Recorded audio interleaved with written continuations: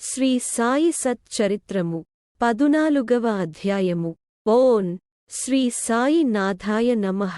శ్రీ సాయి బాబా జీవిత చరిత్రము 14వ అధ్యాయము. నాందేడ్ నివాసియగు రతన్ జీ వాడియా మౌలానా సాహెబు అను యోగి. దక్షిణ మీమాంస. గత అధ్యాయములో బాబా యొక్క వాక్కు ఆశీర్వాదములచే అనేకమైన అసాధ్యరోగములెట్లు నయమయ్యెనో వర్ణించితిమి. ఈ అధ్యాయములో రతన్ జీ వాడియా యనువానిని బాబా ఆశీర్వదించి సంతానమునెట్లు కలుగజేసెనో వర్ణించెదము. ఈ యోగీశ్వరుని జీవితము సహజముగా లోపల వెలుపల కూడా మధురముగా నుండును. వారు చేయు పనులు, భోజనము, నడక, పలుకులు అన్నియు మధురముగా నుండును. వారి జీవితము ఆనందమున కవతారము. శ్రీ సాయి తమ భక్తులు జ్ఞప్తియందుంచుకొను నిమిత్తము వానిని చెప్పిరి. భక్తులు చేయవలసిన పనులననేక కథల రూపముగా బోధించిరి. క్రమముగా నవి యసలైన మతమునకు మార్గమును జూపును. ప్రపంచములోని జనులందరూ హాయిగా నుండవలెనని బాబా యుద్దేశము. కాని వారు జాగ్రత్తగా నుండి జీవితాశయము అనగా ఆత్మసాక్షాత్కారమును సంపాదించవలెనని వారి యుద్దేశము. గత జన్మల పుణ్యము కొలది మనకు మన జన్మ లభించినది.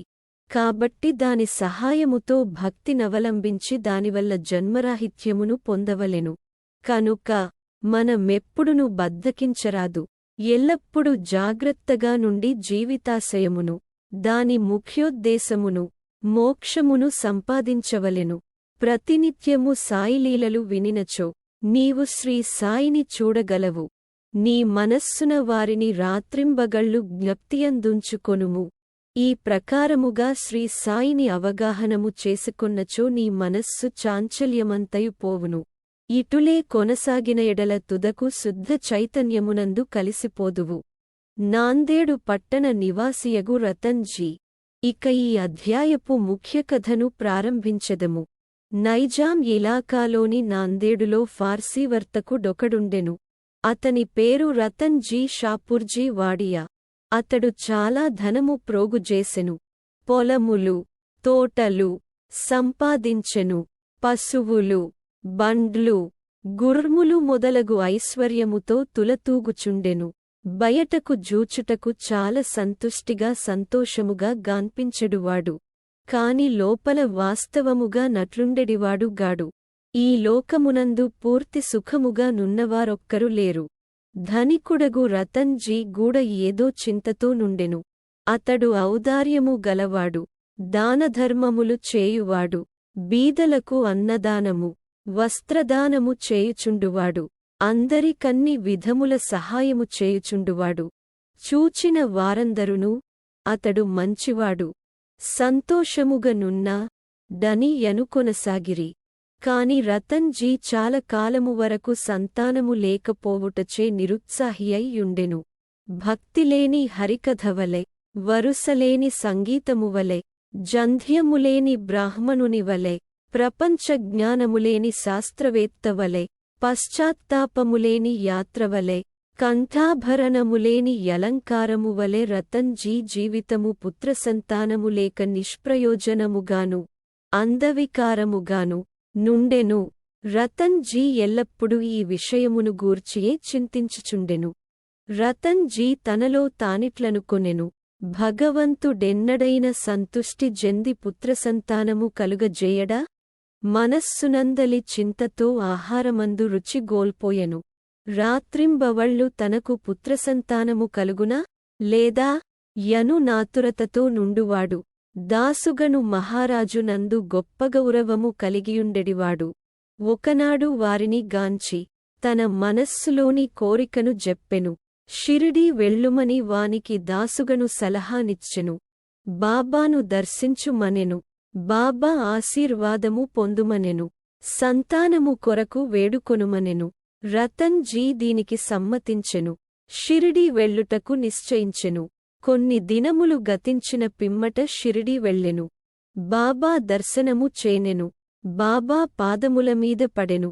ఒక బుట్టను తెరచి చక్కని పూలమాలను దీసి బాబా మెడలో వేసి, యొక్క గంపతో పండ్లను బాబాకు సమర్పించెను.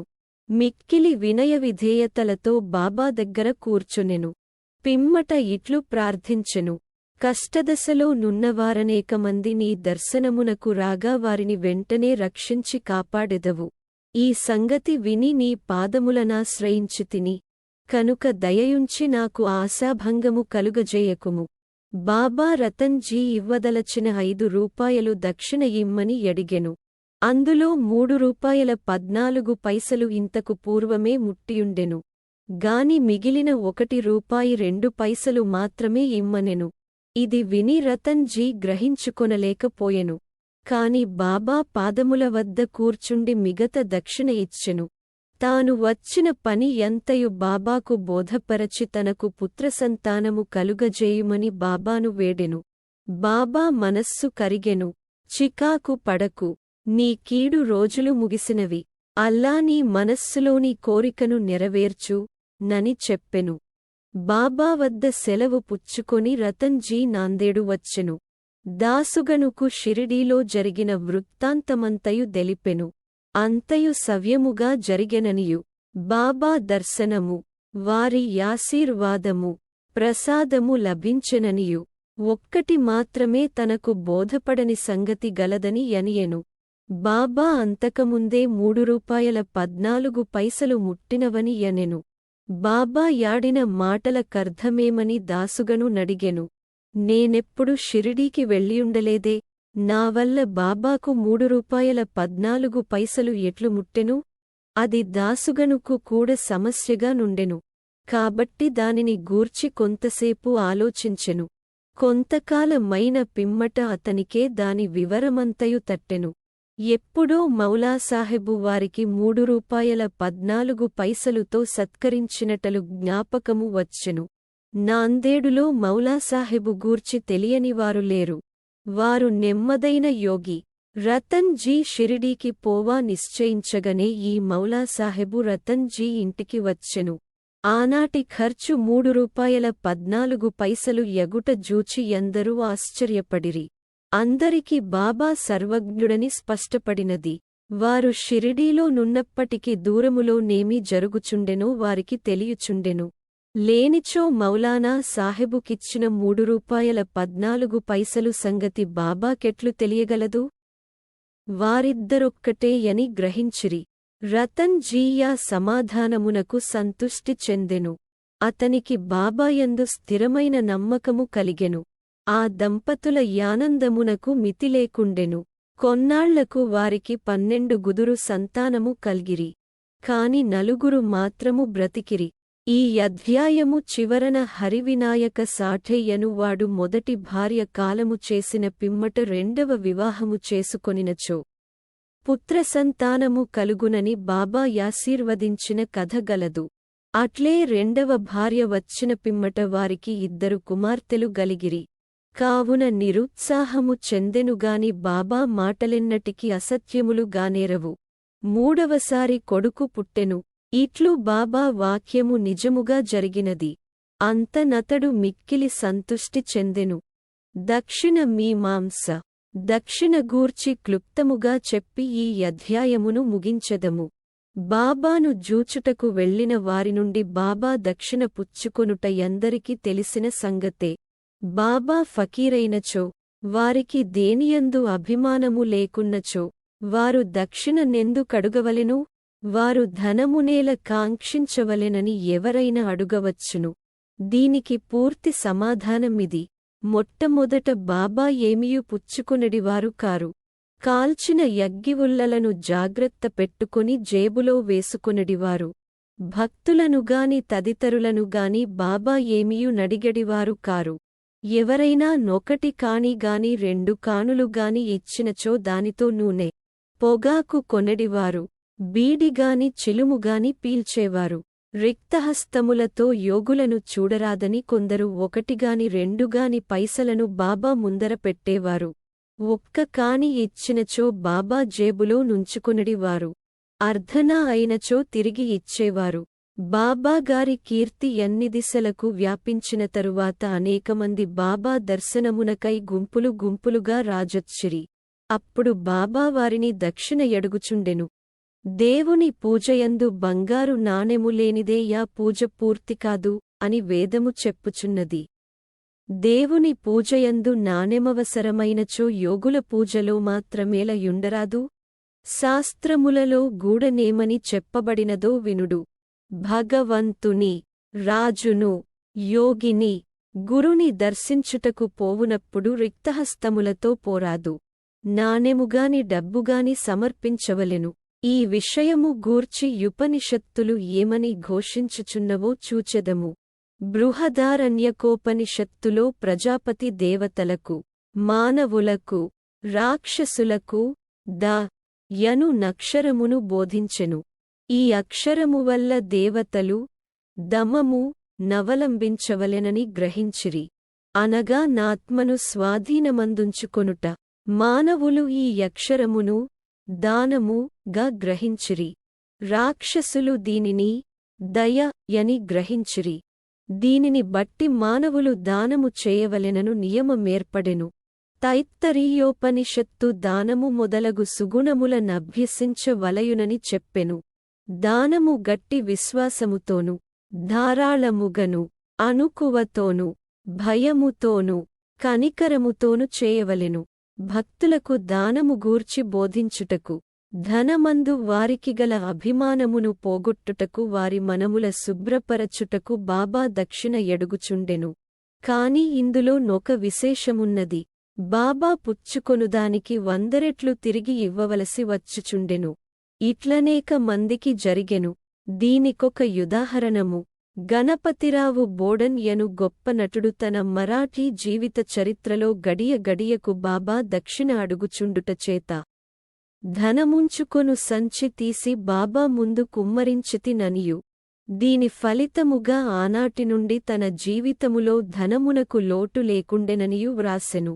ఎల్లప్పుడు కావలసినంత ధనము గణపతిరావు బోడన్కు దొరుకుచుండెను. దక్షిణ ఎడుగగా ధనమీయ నక్కరలేదను నర్థము గూడ పెక్కు సంఘటనల వలన తెలియవచ్చుచున్నది. దీనికి 2 ఉదాహరణములు. 1. బాబా 15 రూపాయలు దక్షిణ ఇమ్మని ప్రొఫెసర్ జిజి నార్కే నడుగగా, నతడు తన వద్ద దమ్మిడి అయిన లేదనెను. బాబా ఇట్లనెను, నీ వద్ద ధనము లేదని నాకు తెలియును. కాని నీవు యోగవాసిష్టము చదువుచున్నావు. దానినుంచి నాకు దక్షిణ ఇమ్ము. దక్షిణ యనగా నిచ్చట గ్రంథమునుంచి నేర్చుకొనిన విషయములను జాగ్రత్తగా హృదయములో దాచుకొనుమనియే యర్థము. 2. ఇంకొకసారి బాబా తరఖడ్ భార్యను 6 రూపాయలు దక్షిణ ఇమ్మని ఎడిగెను. ఆమె వద్ద పైకము లేకుండుటచే నామె మిగుల చిన్నబోయెను. వెంటనే ఆమె భర్త ఎక్కడనే యుండుటచే బాబా వాక్కులకు అర్థము జెప్పెను. ఆమె యొక్క 6 శత్రువులను, కామ క్రోధ లోభాదులు బాబాకు పూర్తిగా సమర్పించవలెనని యర్థము. అందులకు బాబా పూర్తిగా సమ్మతించెను. బాబా దక్షిణ రూపముగా కావలసినంత ధనము వసూలు చేసినప్పటికీ దానినంతయు ఆనాడే పంచిపెట్టుచుండెను. ఆ మరుసటి యుదయమునకు మామూలు పేద ఫకీరగుచుండెను. 10 సంవత్సరముల కాలము వేల కొలది రూపాయలను దక్షిణ రూపముగా పుచ్చుకొనినను బాబా మహాసమాధి పొందునప్పటికీ 9 రూపాయలు మాత్రమే వారి చెంత మిగిలెను. 1000 బాబా దక్షిణ పుచ్చుకొనుట భక్తులకు దానమును, త్యాగమును నేర్పుట కొరకే. దక్షిణ గూర్చి ఇంకొకరి వర్ణన. బి.వి. దేవ్ ఠాణానివాసి, ఉద్యోగము విరమించుకొనిన మామలతుదారు. బాబా భక్తుడు. దక్షిణ గూర్చి శ్రీ సాయిలీలా వారపత్రికలో నిట్లు వ్రాసియున్నారు. బాబా ఎందరినీ దక్షిణ ఎడుగువారు కారు. అడుగకుండా ఇచ్చినచో నొక్కొక్కప్పుడు పుచ్చుకొనెడివారు, ఇంకొక్కప్పుడు నిరాకరించువారు. కొంతమంది భక్తుల వద్ద దక్షిణ ఎడుగుచుండెను. బాబా ఎడిగినచో ఇచ్చెదమనుకొను వారి వద్ద బాబా దక్షిణ పుచ్చుకొనెడి వారు కారు. తమ ఇష్టమునకు వ్యతిరేకముగా నెవరైనా దక్షిణ ఇచ్చినచో బాబా దానిని ముట్టేవారు కారు. ఎవరైనా తమ ముందుంచినచో దానిని తీసుకొని పొమ్మనుచుండిరి.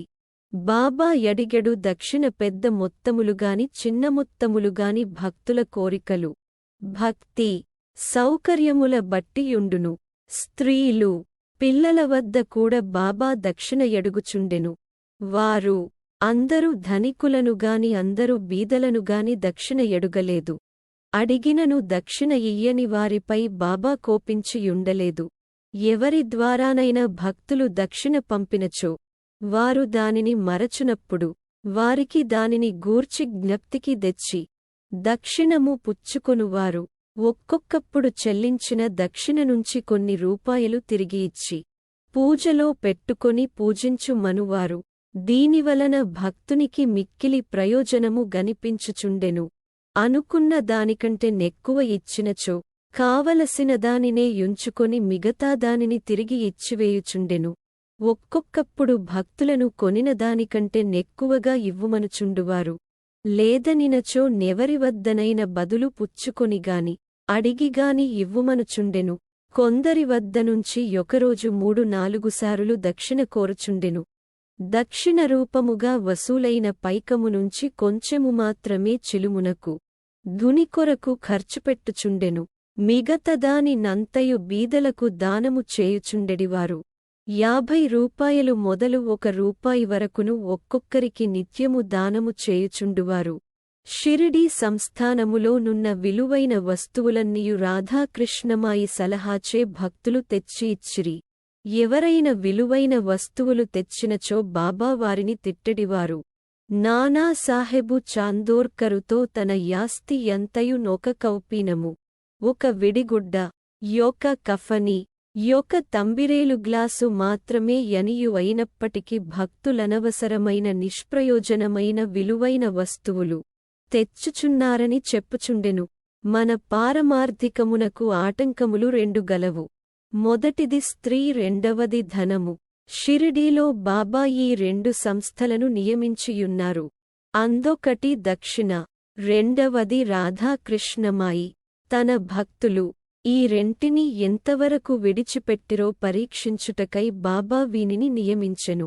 భక్తులు రాగానే దక్షిణ ఎడిగి పుచ్చుకొని బడికి రాధాకృష్ణమాయి గృహము పంపుచుండెను. ఈ 2 పరీక్షలకు తట్టుకొన్నచో అనగా కనకమందు కాంతయందు ఆభిమానము పోయనదని నిరూపించినప్పుడే బాబా దయవలన ఆశీర్వాదము వలన వారి పారమార్థిక ప్రగతి శీఘ్రమగుట దృఢపడుచుండెను. భగవద్గీతలోను ఉపనిషత్తులలోను పవిత్రమైన స్థలమందు పవిత్రునకిచ్చిన దానము ఆదాత యొక్క యోగక్షేమములకు అధికముగా తోడ్పడునని యున్నది. షిరిడీకన్న పవిత్రస్థలమేది? అందున్న దైవము సాయిబాబాకన్న మిన్న ఎవరు? ఓం నమో శ్రీ సాయినాథాయ నమః. శాంతిః శాంతిః శాంతిః. 14వ అధ్యాయము సంపూర్ణము. సద్గురు శ్రీ సాయినాథార్పణమస్తు. శుభం భవతు.